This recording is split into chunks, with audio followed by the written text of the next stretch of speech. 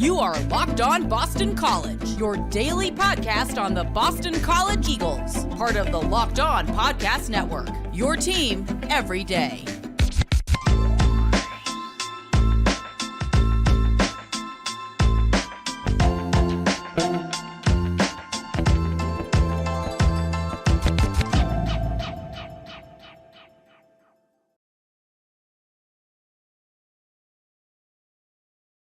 This is Locked On BC, AJ Black.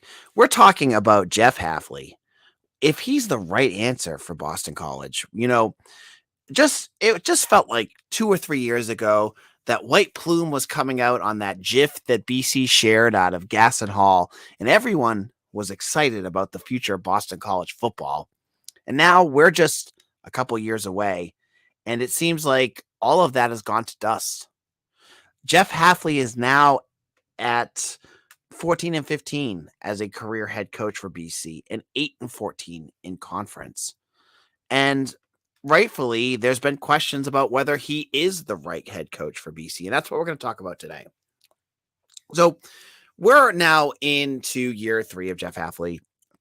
BC just lost 31-3 against Clemson, and they don't look any better than the top tier teams. But what I want to get into is a few different points. So let's look at one quick question. The first question is Steve Adazio left in 2019, and he after a team that went 6-6.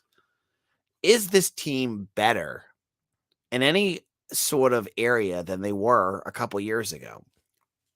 On offense, in 2019, you had AJ Dillon. You had at least had an identity, and he was able to run the ball. Right now, does BC have any identity on offense? No. Can you honestly look at me right in the face and say, does BC have an offensive identity? I don't think so.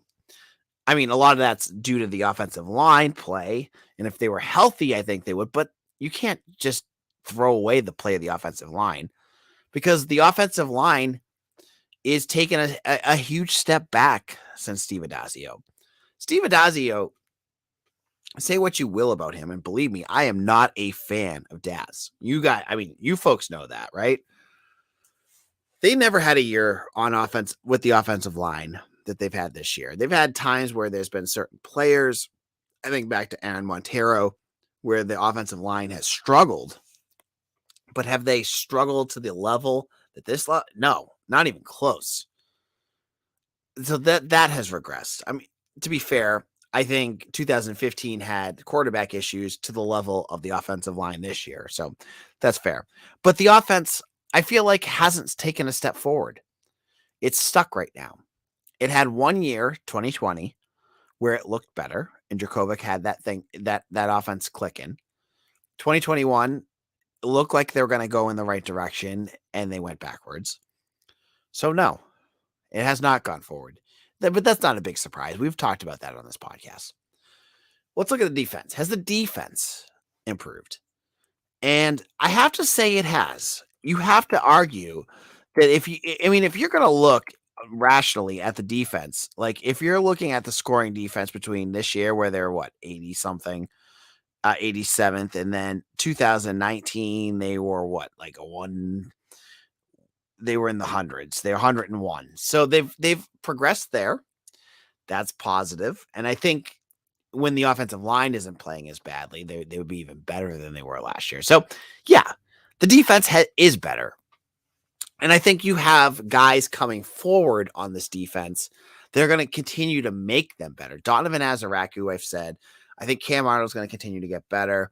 I'm really excited to see what the secondary does. Cole Batson, I want to talk about him. He had a nice game against Clemson.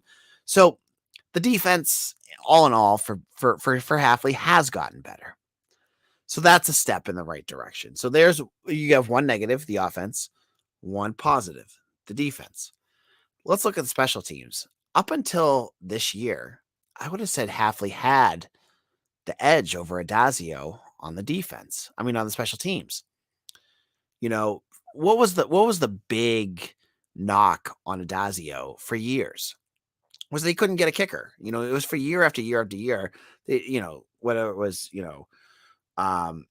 Mike Knoll or whatever at kicker. It was always an issue.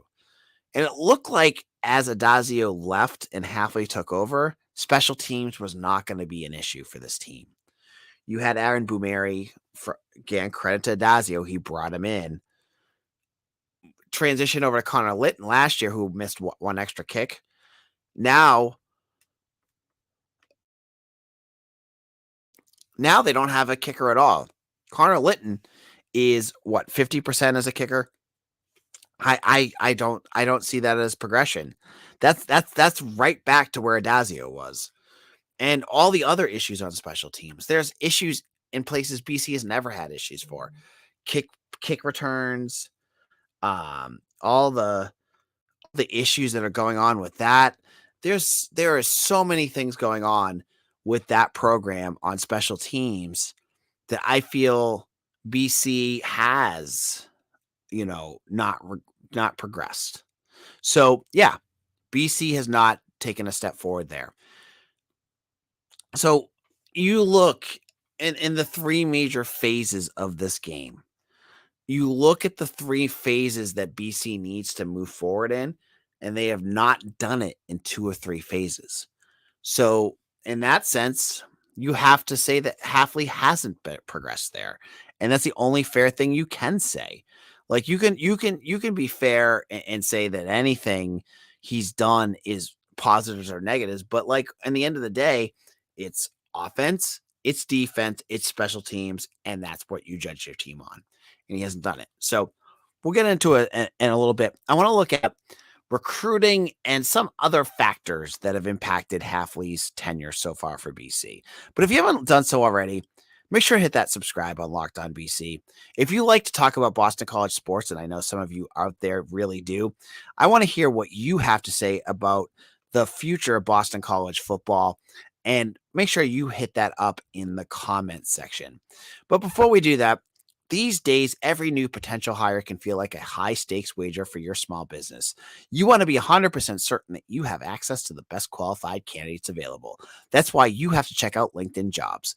LinkedIn Jobs helps you find the right people for your team faster and for free. So what you need to do, head on over to LinkedIn. Make your profile, set everything up, and add your job in the purple hashtag hiring frame to your LinkedIn profile to spread the word that you're hiring.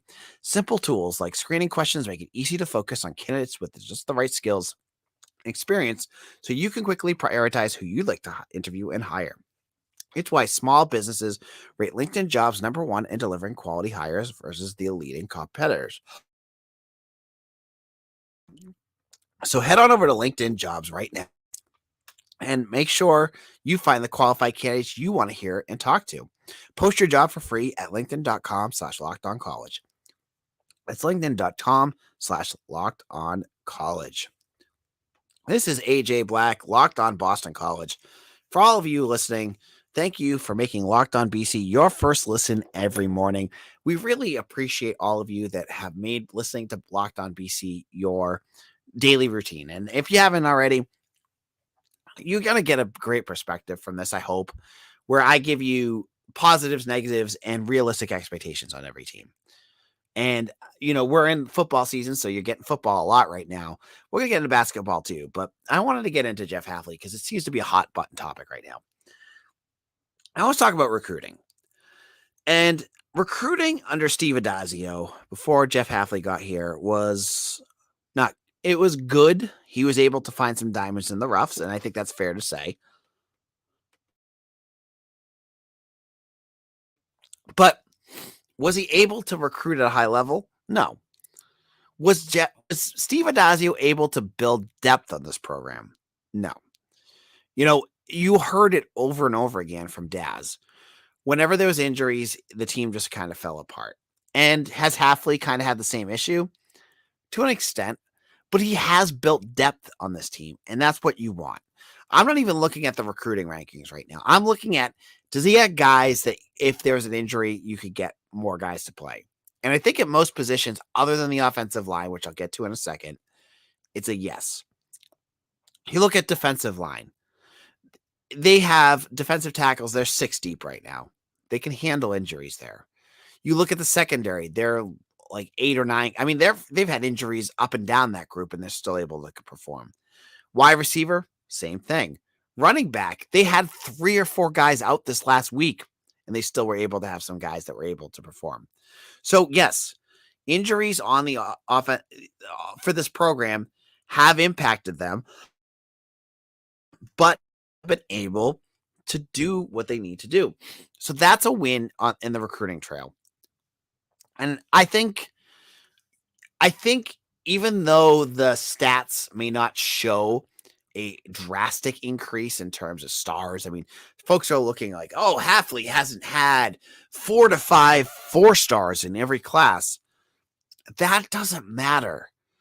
It matters if they get guys that can contribute, that can be playmakers. Donovan Azaraku, who I'm telling you is going to be a star for this team, was a 3-star defensive lineman, and he's going to be a good guy. Amari Jackson, another guy, was a 3-star. He's going to be really good. It does sometimes, yeah, it does help to get 4 stars. Joseph Griffin's going to be a great player, but you also need to fill with 3 stars that can actually participate and actually help your team out. And I think Hafley is doing a good job of getting those guys. So that is a win right there for Jeff Hafley. And that is one place where he is progressing, right? And so that's one piece. The second piece, the transfer portal. Okay. So I have been critical of Jeff Hafley of the use of the transfer portal to fix this offensive line.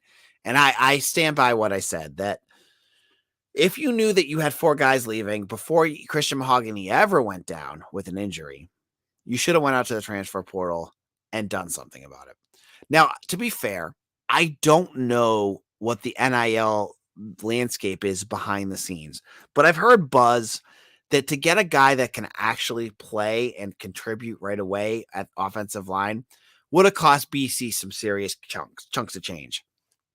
And as we all know, Boston College football and the Boston College athletics program is about 3 decades behind where the current NCAA environment is. So some of that goes to Hafley, but part of me is starting to wonder if it's more of the program itself. Other than that, I think Hafley has done a nice job of trying to address as many conditions that he has on his program in the transfer portal as he can. I mean, first of all, he comes right in and he goes out and gets Phil Dracovic. And, at that time, before the offensive line broke him, that was a humongous deal. And everyone listening to this, if you can remember, when he committed to BC, that was a deal. Not only has he done that, he brings in former 5-star Jaden Woodbey. Again, it was a big deal at the time. Trey Berry. He brings in George Takis. So he's hit on some transfer portal stuff. That being said, I'm not the biggest fan of Hafley's transfer portal philosophy. His belief that we're not going to live in the transfer portal is okay, but that's not what every other college football team is doing right now other than Clemson, and Clemson's a different story. You have to go out there. If you can find a player that wants to play at BC that you can get, I'm sorry. If you got a sophomore that is okay, but you're going to risk him because you got a transfer that's better, you go out there and get them. I hear the stories of Johnny Wilson, who is the 6'8", 6'9" wide receiver for Florida State, saying that he sat in the transfer portal because no one wanted him. And there's multiple teams that play against Florida State that he would have loved to transfer to. And part of me always goes to, that BC. Would you rather have Johnny Wilson right now or Jaden Williams? Sorry. Yeah, you have to make those tough decisions.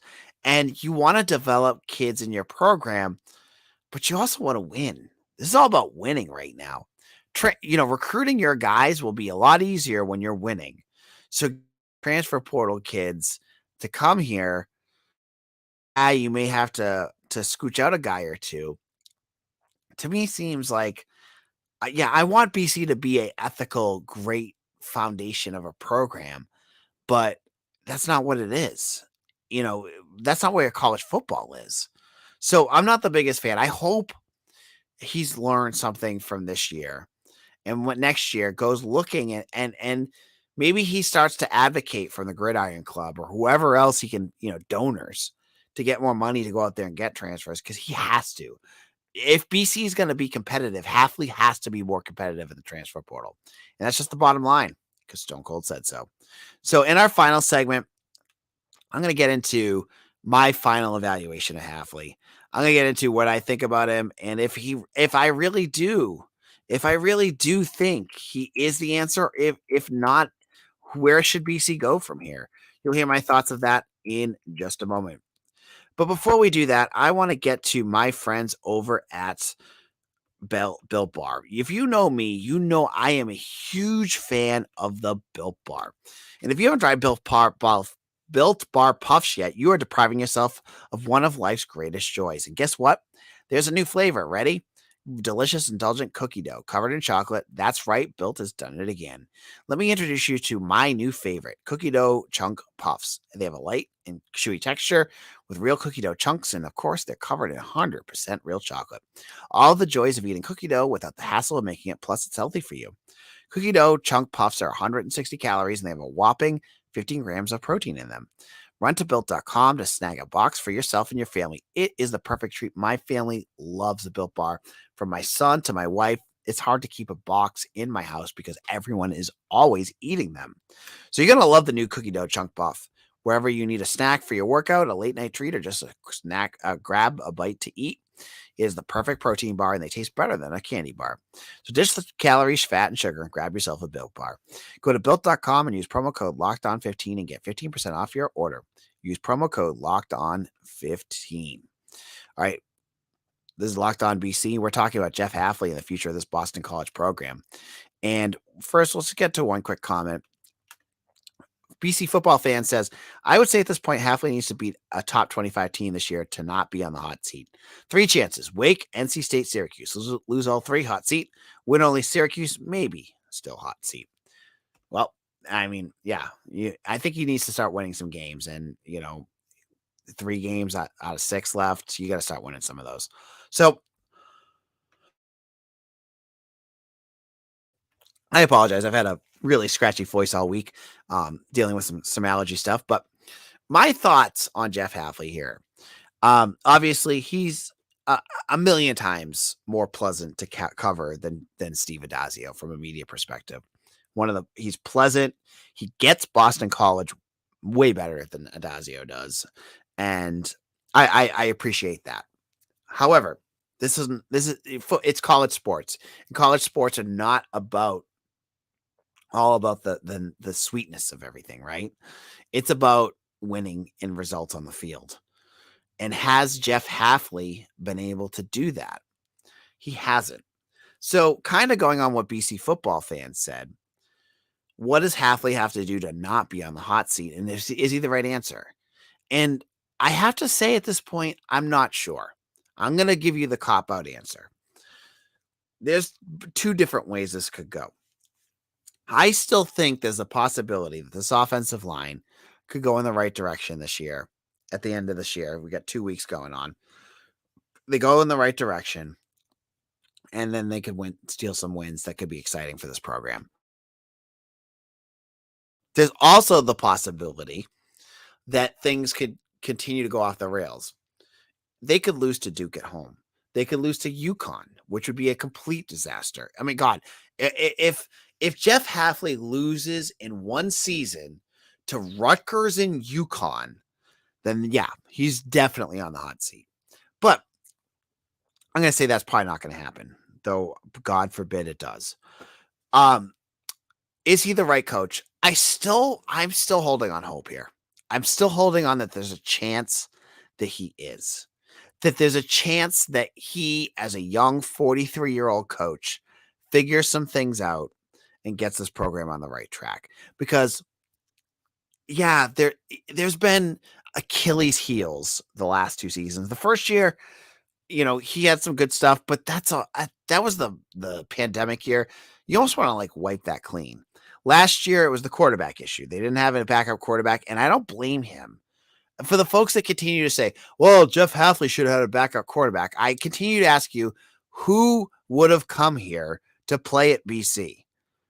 You knew going into the season, Phil Dracovic was going to be the starter. He was still one of the better quarterbacks in the ACC. You would have never got a quarterback to come and sit behind him that was any better than Dennis Grosel.